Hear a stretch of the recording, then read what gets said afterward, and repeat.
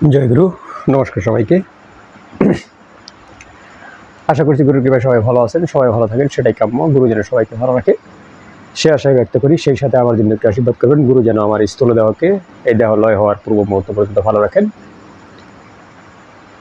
আর আপনারা যারা আমার নাম্বার চেয়ে থাকেন, নাম্বার ডিসক্রিপশনে দেওয়া আছে, ইভেন ফেসবুক পেজও অ্যাড করা আছে। আপনারা প্রয়োজনে সেখানে ফলো করবেন এবং আপনাদের মতামত জানাবেন। বেশি প্রয়োজন হলে আপনারা হোয়াটসঅ্যাপ টিমের মধ্যে নক করবেন। এবং সেই সঙ্গে আমার সাথে যারা আছেন কন্টিনিউ, আমি তাদের কাছে কৃতজ্ঞ। আপনারা এখন কমেন্টস করছেন, আমি কমেন্টসের ভিত্তিতে সবগুলো ভিডিও দিচ্ছি। যে যেটাই কমেন্টস করছেন আমি সেই ভিত্তিতে ভিডিও দেওয়ার চেষ্টা করছি। আচ্ছা, যাই হোক, এখন একজনে কমেন্টস করেছেন, একজনে না, এটা অনেকজনে কমেন্টস করেছেন। বেশিরভাগ ক্ষেত্রেই যারা ভিডিও দেখেন তাদের মানে গুরু কম আছে। সেই ক্ষেত্রে গুরু যদি কম থাকে, মানে গুরু যদি না থাকে, তাহলে কি তারা ভজন সাধন করতে পারবে না? তাদের জন্য কি কোনো ওয়ে নাই? তো অবশ্যই ওয়ে আছে, কিন্তু বাস্তবিক ক্ষেত্রে কখনো আপনি যত জ্ঞানী অর্জন করুন, যত জ্ঞানী অর্জন না করুন কেন, আপনার প্র্যাকটিক্যাল একটা গুরুর প্রয়োজন পড়বে। আবার আপনার অনেক জ্ঞান হয়েছে, আপনি অনেক বিষয়ে অনেক জায়গা থেকে অনেক জ্ঞান অর্জন করেছেন, কিন্তু তদুপরিও তার পরবর্তীতেও আপনি যতক্ষণ পর্যন্ত যে কোনো একটা গুরুর কাছ থেকে আপনি একটা জিনিস না নেবেন, আপনি স্বয়ংসম্পূর্ণ না। কিন্তু আপনার পছন্দ মতো গুরু হচ্ছে না, আপনি পছন্দ মতো পাচ্ছেন না, সেক্ষেত্রে আপনি বিকল্প কোনো রাস্তা বেছে নিতে পারেন। অবশ্যই বিকল্প রাস্তা আছে, আপনারা সেই ধরনের রাস্তা বেছে নেবেন। এখন কথা হলো, আপনি যেটা যেটা বলছিলাম, অনেকে প্রশ্ন করেছেন দাদা কোন মন্ত্র নিতে হবে, কি নিতে হবে, কি করতে হবে না করতে হবে। দেখুন, অ্যাকচুয়ালি মানে সিস্টেম যেটা হলো, প্রথমত গুরু যে মন্ত্রে দীক্ষিত করে সেটা তো তাকে মানে আমাদের মানে তরিকার ভাষায়, আমাদের গুরুকুলের ভাষায় সেটাকে বলে নতুন জন্ম হওয়া। মানে যখনই যে মন্ত্রটা সে দিবেন, সেটা আপনার একটা নতুন জন্ম হলো।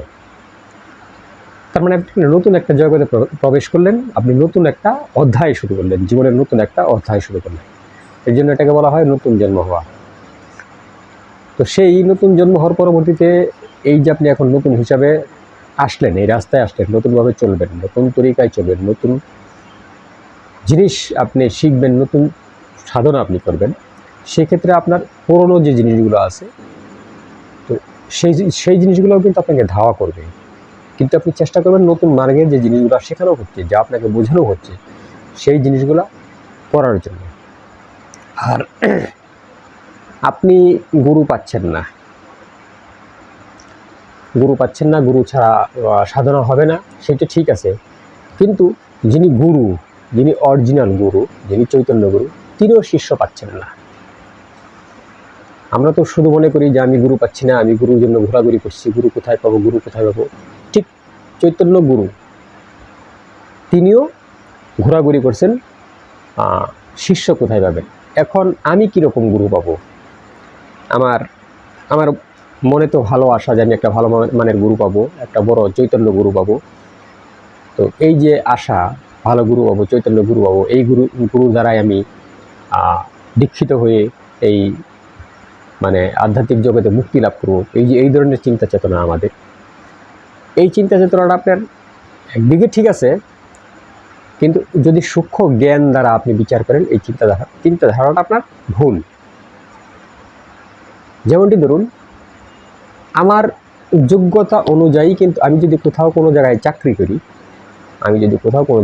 করি, সেখানে যদি কোনো দুর্নীতি না করা হয়, তাহলে আমি কিন্তু আমার যোগ্যতা অনুযায়ী আমি আমার পদটা পাবো।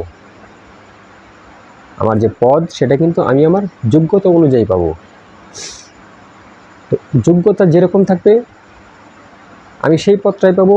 এবং আমি যদি ওই কাজগুলো জানি এবং ওর চেয়ে বেশি কাজ জানি, তাহলে যোগ্যতা অনুযায়ী আমি আস্তে আস্তে আমার পদোন্নতি হতে থাকবে, অটোমেটিক পদোন্নতি হবে।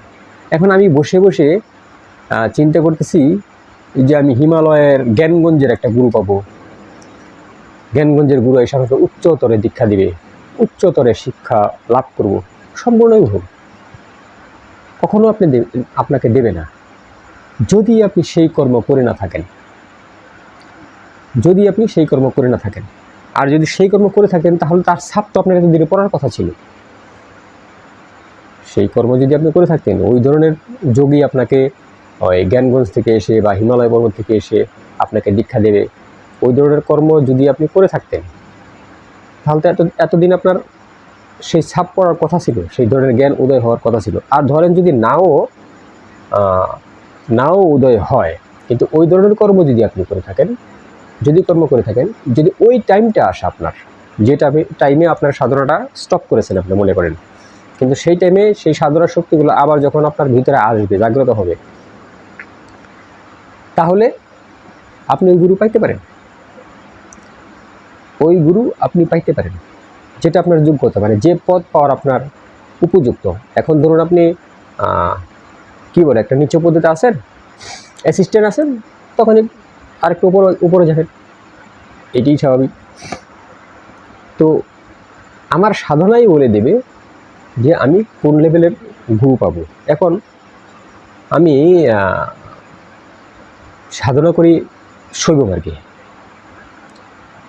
সেক্ষেত্রে আমার জন্য তো বৈষ্ণব মার্গের গুরু আসবে না, ওটা তো আমার চয়েস না, ওটা আমার পছন্দ না। আমি সাধন করি বৈষ্ণব মার্গে, সেক্ষেত্রে আমার তো মানে তান্ত্রিক মার্গের গুরু আমার কাছে আসবে না, আমি ওটা দিলে নেবও না। যদিও ব্রহ্মাণ্ডের সব কিছুই তন্ত্র, কিন্তু তারপরেও ভেদাভেদ আছে, নিজেরাই এগুলো ভেদাভেদ করা হয়েছে, জীবকে বোঝানোর জন্য সহজ করা হয়েছে।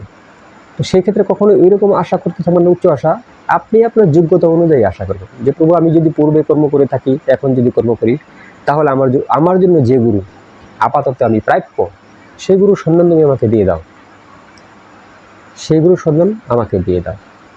সে আপনাকে দেবে। এখন এরকমও আছে যে আমি এই জন্মে গুরুই পাইলাম না, এই জন্মে এইভাবেই চলে গেল, গুরু ছাড়াই চলে গেল। তারও কারণ আছে, হয়তো কোনো না কোনো জন্মে যে আমার যে গুরু ছিল তার সাথে কথা হয়েছে যে তুমি যাও, তোমার সাথে আমরা অন্য কোনো জন্মে দেখা হবে, অন্য কোনো জন্মে। আবার এরকমও হতে পারে আমি যে গুরুর কাছ থেকে মন্ত্র নিয়েছি সেই গুরুই এখন পর্যন্ত মানে এই মনুষ্যজনিতে আসে নাই, হতে পারে না। তাহলে আমি কি করে পাবো? এগুলো আসলে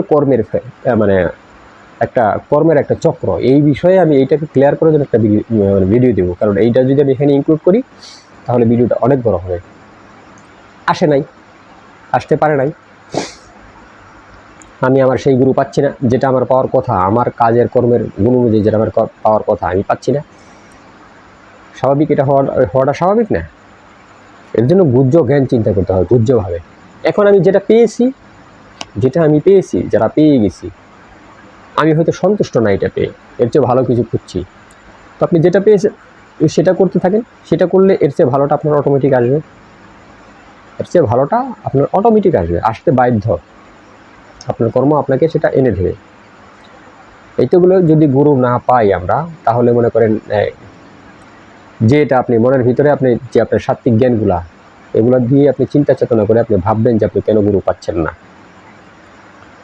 এই গুরু সেই করছে, অমুক গুরু তমুক করছে, এই যে গুরুদের খারাপ দৃষ্টিকোণে দেখা, সে টাকা খায়, সে হ্যান খায়, ত্যান খায়, এটা আপনি আপনার নিজেকে একটা বেড়াজালে বাঁধতেছে। সে কি করতেছে সেটা দেখার বিষয় আমার মাত্র। সে করতেছে, কর্ম থেকে কর্ম উৎপত্তি হচ্ছে, সেখানে তার জবাবদিহিতা আছে, তিনি পাবেন, নিশ্চিত পাবেন, সেখানে নিশ্চিত পাবেন। ওগুলো আপনি দেখতে যাবেন না। ওগুলো দেখলে কি হলো, আপনি নিজেকে নিজে টর্চার করছেন। যেমন বললেন একটা গুরু, এই গুরুটা ভালো না, হ্যান করে ত্যান করে, আবিজাবি করে, ঠিক আছে, এই যে আপনার ভিতরে একটা দেশ সৃষ্টি হলো, একটা হিংসা সৃষ্টি হলো, এটা তো আপনি আপনার নিজেকে টর্চার করছেন। ও কী করছে ওটা দেখার কোনো বিষয় না, বরং আপনি আপনার আত্মচেতনা থেকে, সাত্ত্বিক চেতনা থেকে বলবেন গুরু যেন ওনাকে সেই সঠিক পত্র দেখায়, বলবেন, তাতে আপনার নিজেরও ভালো লাগবে, ওনারও ভালো হবে। ওটা তো আপনার দেখার বিষয় না, ওটা তো দেখলে আপনি আপনার সাধনা থেকে আপনি আরও সরে গেলেন, সাধনা হবে তো দূরের কথা, সরে গেলেন। এই জন্য সবসময় বলা হয়েছে যে পরনিন্দা পরচর্চা করো না। আমরা বুঝি না যে কেন বলা হয়েছে পরনিন্দা পরচর্চা করো না। পরনিন্দা পরচর্চা না করার কারণই হলো, আমি যখন ওটা করব তো ওটা পাপ, এবং ওটার যে আকর্ষণ সেটা আমার দিকে ধাবিত হবে। আমরা তো আসলে এই শক্তিগুলো দেখতে পারি না, এগুলো তো সবগুলোই শক্তি আমার দিকেই ধাবিত হবে। করতে নাই, করার কোনো প্রয়োজন নাই, দরকারই নেই।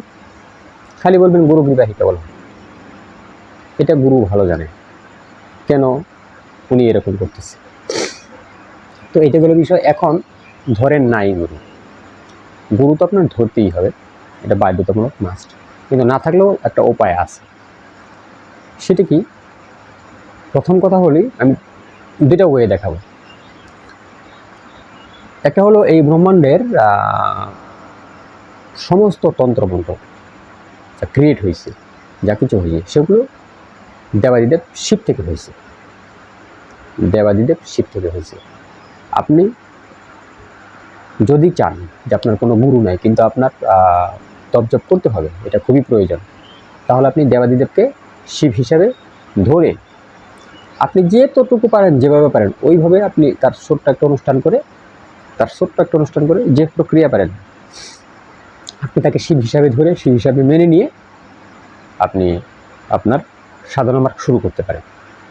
এই গেল একটা বিষয়।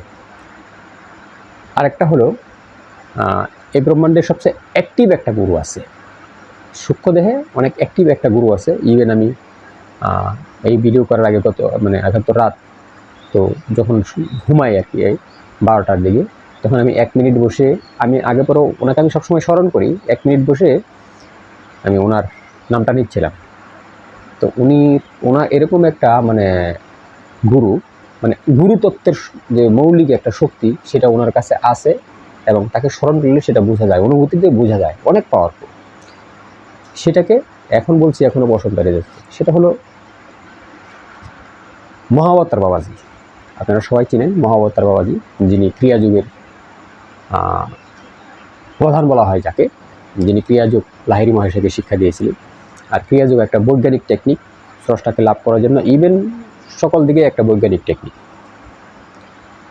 তো মহা অবতার বাবাজি, ওনাকে আপনি গুরুরূপে যদি মানেন, ওনার যে গুরুতত্ত্ব সেটা পৃথিবীতে অনেক সক্রিয়, এবং আপনি অটোমেটিক গাইড পেতে থাকেন।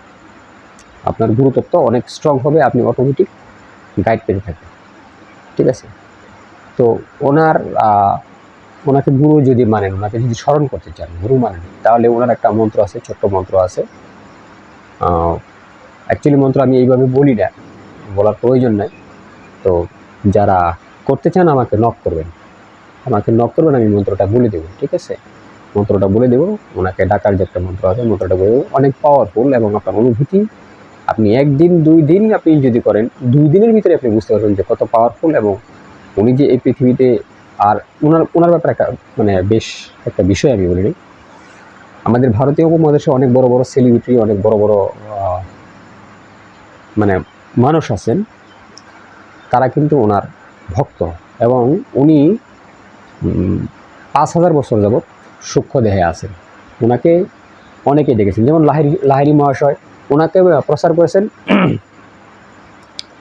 আরেকজন, ঠিক আছে? ওনাকে প্রচার করেছেন আরেকজন, কিন্তু লাহিড়ী মহাশয়ের দিকে আমি ওনার হিস্ট্রিটা বলতে চাই না, হিস্ট্রি বলতে গেলে অনেক লম্বা হয়ে যাবে। তো বাই দা বাই, ক্রিয়াযুগ যেটা শিখেন সেটা ওনারই রাস্তা। আর তো ক্রিয়াযোগ হচ্ছে সবচেয়ে গোপন একটা যোগের একটা বিষয়, সেটা ইন্ডিয়াতে বেশ কিছু জায়গায় শেখায় ক্রিয়াযোগ। কিন্তু আমি মূল কথা বলতেছি যেটা, যে ওনাকে যদি আপনি গুরু মেনে যদি আপনি ভজন সাধন করেন, সেটা উনি অটোমেটিক গাইড দেয়। উনি এই ব্রহ্মাণ্ডে 5000 বছর যাবৎ আছেন সূক্ষ্ম দেহে। তো অনেকেই ওনাকে দেখেছেন।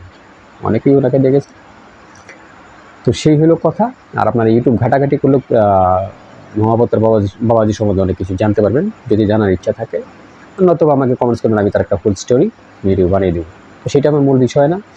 আমার মূল বিষয়, যদি গুরু না থাকে তাহলে কীভাবে গুরু ছাড়া আপনারা ভজন সাধন করতে পারেন। তো এই 2 জন ব্যক্তি, একজন হলো দেবাদিদেব শিব, ওনাকে আপনি গুরুরূপে মেনে নিতে পারেন। ওনার জন্য এত তন্ত্রমন্ত্র প্রয়োজন না, উনি এমনিতেই ভোলেনাথ। ওনাকে স্মরণ করে যদি বেলপাতা দিয়ে খালি শুরু করেন, যদি বেলপাতা দেওয়া শুরু করেন, তাহলেই হয়ে যাবে। আরেকজন মহাবতার বাবাজি, তো ওনার বীজ মন্ত্র আছে, প্রয়োজন হলে আমাকে নক করেন।